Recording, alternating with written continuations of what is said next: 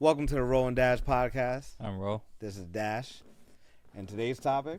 It's quiet on set. This is sick. That- This is sick. Yeah, let's get straight into it. This is sick. We grew up. We grew up with these shows. Yes. This was our era of shows. And their suffering led to our entertainment. Yeah. So. All right. Yeah, we're adults now to look back on it now that it's being brought to the light. But, like, we didn't know that. And we were thoroughly enjoying these shows. I mean, we were kids just as much as they were. True. So, whatever was being output, it was things that helped mold us or helped mold our creativity or our playful mind at that time. Mm-hmm. But so it's and I think it's a situation of decompartmentalizing and being able to separate the man or the people from the art. A lot of times, like we did it with R. Kelly. Oh, I'm never listening to any of R. Kelly's songs. Stop it. Same with Diddy. Right now, Diddy going through it right now. Are you gonna stop listening to every Biggie song? No, right? You gonna stop listening to any Bad Boy song from Carl Thomas, from Lil Kim, from Locks when they was no, right? So we need to learn how to separate the people from the art and let the art live, and just allow the people to be shown as for what they really are. Yeah, the other side of them besides their creativity. Yeah.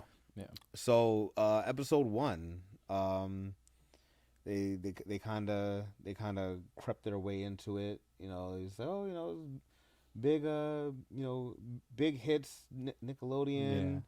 Yeah. Dan Snyder, he was a visionary, got on TV, and then it just all went downhill from there. It was bad, son.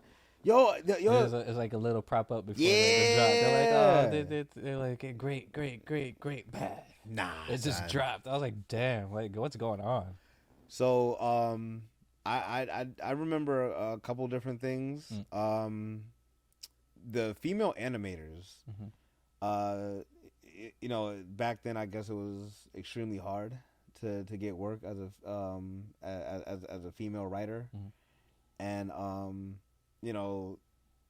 just as a I know you're trying to run a business, but just as a human, like I have to share my salary. If one writer is making 60,000, I'm only making 30, so you have 2 female writers. Yeah, that's crazy. Yeah, you can't make a living even back then. Then some of the things that he would have them do, like shouting across the office, so I'm an idiot and stuff like that. And if they didn't do it, then it was a lot of belittling of people, making them feel less than what they really are. Although you said he was doing it out of fun, but I'm like, dude, you don't do stuff like that out of fun. Like I think at the time they didn't really speak up because they want or they needed the job. Yeah, so and that was their career path. Yeah, so if they had spoken up, they could have risked and I think that throughout the whole series, that was the underlining. Like they said that sometimes he would come in super jovial, and Dan Snyder, who we're talking about, and if you haven't watched it already, and if you don't remember who Dan Snyder is, just think about this: he was the manager in the movie Good Burger. You remember that? Yeah. So, yeah, he would. He came in, super jovial sometimes, and then other times he came in. They said like a terrorist, like they didn't know which one they was gonna get, so he was scared.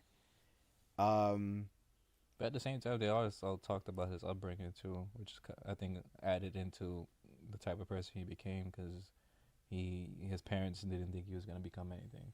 Yeah, they thought he was gonna be a little less than.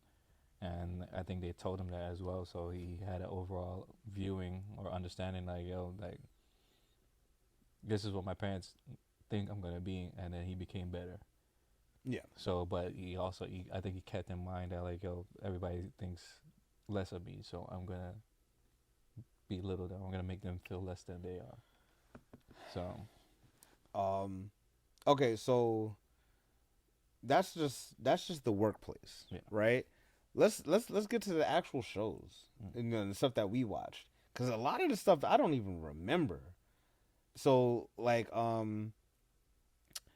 the one when they were doing all that, Mm-hmm. and the one the one black cast member, the young man, Mm-hmm. and he had to wear the whole bodysuit With the nose. with the nose, Yeah. and it looked crazy. It looked like a member. Yeah. And I said, "Yo, like I don't remember this." Yeah, that was crazy. And then then another instance was then like when he sneezed on the lady. Yo, what? I was like, yo, this was. Did I watch this? I don't remember. Yo, and then Because all that always came on. I remember I was watching all that on Saturday yeah. nights. So Then I think it was what was it, Zoe 101 with the Jello and the syringe, and then they cut to Zoe, and it's like, and then someone in the background calls like, yo, like y'all knew what y'all was doing, yo. Yeah. And like, you'll say that, we watched it and that that shaped our creativity, but yo, this y'all working with kids, yo. Yeah, no. And that's the thing about it. It's like you're working with kids to create kid content, but what you're doing is dirty.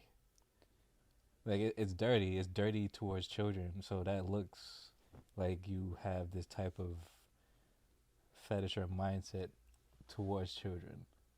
I mean, is that not true? They had 3 of them on set. They had 3 pedophiles on set. He said 3 pedophiles. It's true. It's true. They had 3 pedophiles on set at the same time. At the same damn time. Like, what are y'all doing? Yeah. And then what? Oh, the Ariana Grande. Oh yeah. The Ariana Grande was. That was wild. Yeah. That was but wild. But those weren't on the show. They said they said those are like internet clips. No, are you sure? I'm not sure. The water bottle one, because Ashley said that she remembers that. Oh, I think it was internet clips in the show. Yeah, of her recording herself okay, on so the internet. So then okay, yeah. So that was the thing with Sam. Because they did streamings like in the show themselves. Yes. Yeah. So that was the beginning portions of like YouTube and streaming and stuff like that. Yeah. And I'm gonna record myself and upload it to the internet. So like that was super big at that time. So they were adding that into the show itself. They were adding that into the Got show. you. Yeah. So, yeah, you're right. Yeah, because they had their own little like casting in the show. Yes. Yeah. And then it all culminated with iCarly. Yeah. That's when they perfected it, yeah. right? So this chick is at the bottom of her bed. There's 2 of them. And the one I'm talking about is when she's at the bottom of the bed, and she's like, oh, I'm so thirsty. And it's like, yo, like this looks crazy. And then the potato talking about, let me see if I can get more. And then and you know what doesn't help either, which I always hated. Always hated her voice. So Ariana. Yeah, I always hated the voice that she put on, like the super ditzy voice, like, oh God, I wonder if I can do this. Like, she sounds crazy. Yeah. So then that coupled with the sexualized jokes, like that, it just looks wild, yo. And me being a father now, it's like I try to protect my kids as much as I possibly can, and enter episode 3. Yeah. Episode 3 broke me, yo. Yeah. Cause like I was working, and I was episode 1 and 2. I was mainly just listening, and I would rewind it. I fell asleep on 2. Shit. But I kept rewinding it and going, and then like if I heard something crazy, I would rewind it and then actually watch it. But it wasn't until episode 3 episode 3 and 4 I was up. Yeah. Episode 3 broke me. Yeah. Like I was dead front and center, and I was like, nah. I was like, this is what you ask of every single father to do. Mm-hmm. Like, stay with your kid, make sure they don't get hurt, like, and this is their dream. Yeah. And he's the villain? Yeah. I mean, he got pushed out because the real villain wanted his son, and he was like, "Oh, you're in the way of it." So he found his loopholes. He spoke what he needed. He talked how he needed to talk. He told the mother though. He said, told the "Listen." mother. He said, "Listen." He's like, "Yeah, here's everything." He's like, "Whatever makes my son happy, I'll be happy with. But whatever you do, do not let him around our son." It was kind of crazy that in the interview he was saying it. He's like, "I told her, do not let him around." And then the mother eventually got spoken to, or not spoken to, but eventually was manipulated by the predator. The predator, when it comes down to it, by the predator to give him free reins to her son. Give me more time with their son. Let me do this for him. Let me do this for him. Let me take him here. Let's take trips here. So it's like he broke down that wall that was there till there's nothing there. But yeah, he pretty much found ways to warp the mind of his mom, and of him himself, of getting or putting them against the father. So that's pretty much how he realized, or he caught on, like, yo, he's not gonna let me get reins to his side, like, no matter what I do. So I'm gonna make his son think that he's taking his money. I'm gonna make his ex-wife feel like she needs to step in, and that's pretty much what happened. Like, he was able to get control away from his father, and his father stepped away, and then his mom slowly started giving control over to him. Because she didn't want to make the commute. Well, I mean, after a while, yeah, he said it too. He's like, she didn't want to make the commute, and it was like, it seemed easier because, hey, if he's the one that my son works with, why not just have him take him here and there? Because your son's father said something different. Yeah, that's why. But he said something different, but maybe that was him trying to prevent him from growing or developing. So it's easy to trick someone when you have a certain sense of trust, because you feel that they're in a sense of power, that they wouldn't do anything to harm. Like, from what I'm usually seeing, they don't want to seem like something harmful will come from them. Okay, but who? And on top of that, who are you supposed to trust? Yeah, but on top of that, for the duration they're having, like, nobody knew. Certain people caught on, like his girlfriend's mom caught on immediately. She's the real MVP. Yeah, girlfriend's mom. Yeah. Whoever you are, you the real MVP for that. She caught on, and then he was. Because parents know. Yeah, but what about his mom? That's the thing. So it's like your mom. Like, what about the interaction between you and your mother? It wasn't that there either. Well, because he wasn't going home to his mom. Well, not like and that. avoiding, and and seeing the phone calls and stuff like that. Yeah. He in the middle on a Saturday. It's not a work day. Yeah, it's not a work day. But they were supposed to go somewhere. I think he said he was Disneyland. Yeah. Like, yo, you creep. He's like, I was supposed to go to Disneyland, but it was just crazy. But I was like, yo, was he fiending that much that he's blowing up your phone? He couldn't get you on your phone, and he started blowing up your girlfriend's phone. Was the it house the house phone? Yes. He's blowing up the girlfriend's house phone. Because there was no cell phones. Right. There was, but nothing. No, matter of fact, no, I'm lying. He did have a cell phone, because that's how he's calling him. He did have a cell phone. Yeah. But then he started calling the house phone. Yeah. I'm like, yo. I was like, these guys are savage. Like, he's a savage. Like, you don't see how that's coming off with. Maybe you should stop. Like, how old are you? He's like in his 40s. Exactly. Like, why are you calling? Son. Like, that's crazy. I mean, it'd be one thing if he blew you off and you would be like, pause. But but I'm saying, if you guys had plans already, all right, that's one phone call. You already explained, like, hey, I'm gonna be staying here. Cool, done it. But you call back again. Oh, I can't get him. I'm gonna call the girlfriend's house again, to the point that the mom has to pick up and be like, what's happening? Like, What's so important? You're a 40-year-old dude calling a 15-year-old phone.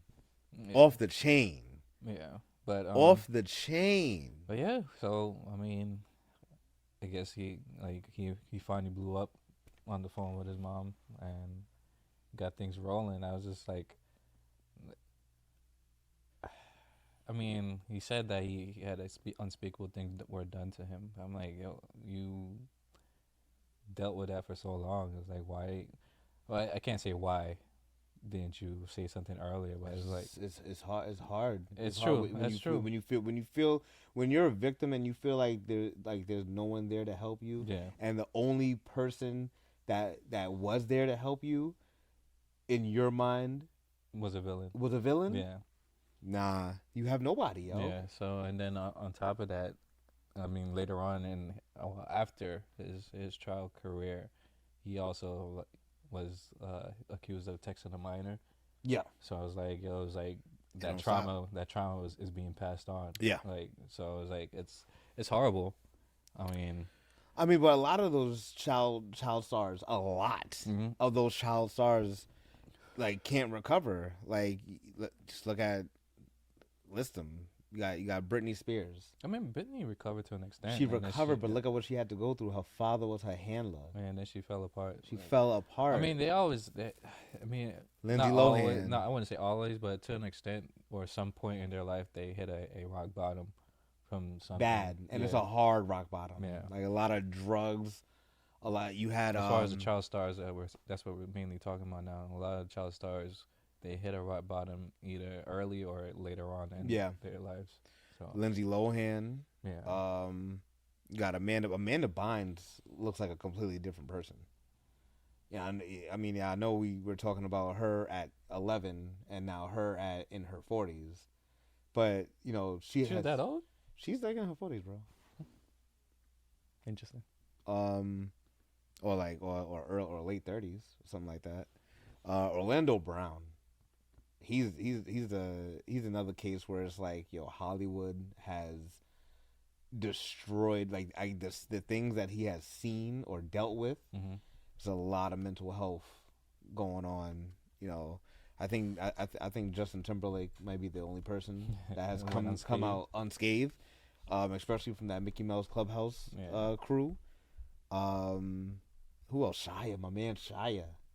And Keenan, Kel. Oh, Keenan has been fine. Kel had his little rough. Yeah, Kel had a little rough. He looks sick. He probably is. We don't sick. know. I don't know. I don't know what it is, but it's just a lot of